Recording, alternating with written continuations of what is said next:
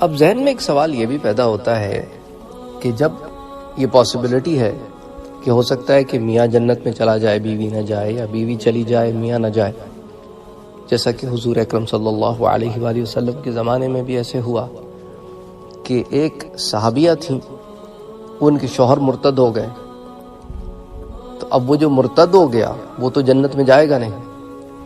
اور جو عورت ہے وہ جنت میں جائے گی، وہ تو صحابیہ رہی، دین اسلام پر رہی۔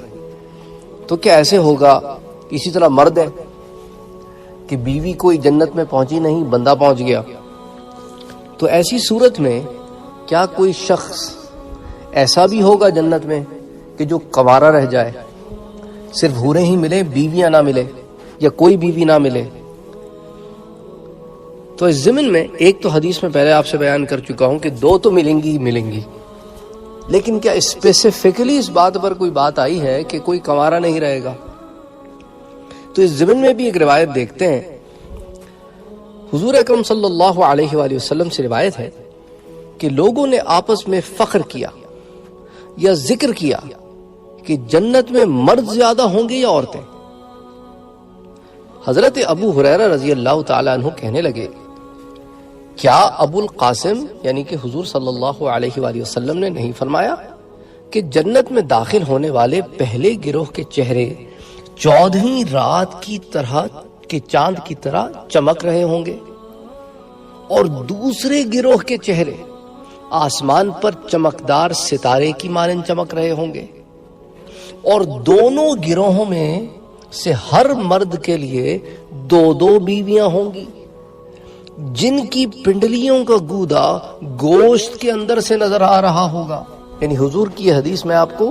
پچھلے دروس میں دے چکا ہوں، یہ ایک اور حدیث ہے جس میں ایک حدیث کا ذکر ہے، تو حدیث میں حدیث کا ذکر ہے۔ علاوہ ازیں حضرت ابو ہریرہ فرماتے ہیں کہ اس حدیث میں یہ بھی حضور نے فرمایا، اور جنت میں کوئی آدمی بن بیاہا نہیں ہوگا، وما فی الجنتی اعزب، کوئی بن بیاہا نہیں ہوگا۔ اس حدیث کو امام مسلم نے روایت کیا ہے، کتاب الجنہ وصفتہ نعیمہا۔ اسی طرح امام ابن کثیر رحمۃ اللہ علیہ فرماتے ہیں النہایہ، البدایہ والنہایہ میں،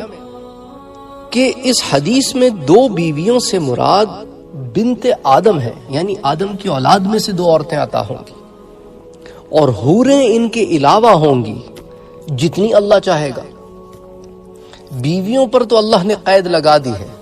کہ وہ بنت آدم سے ہوں گی، یعنی ہر مرد کو 2 بیویاں، یعنی عورتیں زیادہ ہوں گی جنت میں جانے والی بنسبت مردوں کے۔ اب اس کے اندر مزید پھر حوریں بھی عطا ہوں گی، اور حوروں کی تعداد کتنی ہوگی یہ تعداد نہیں بیان کی گئی، کہ وہ پھر مقام کے لحاظ سے، اللہ کی رحمت کے لحاظ سے پھر اللہ عطا فرمائیں گے۔ وما علینا الا البلاغ۔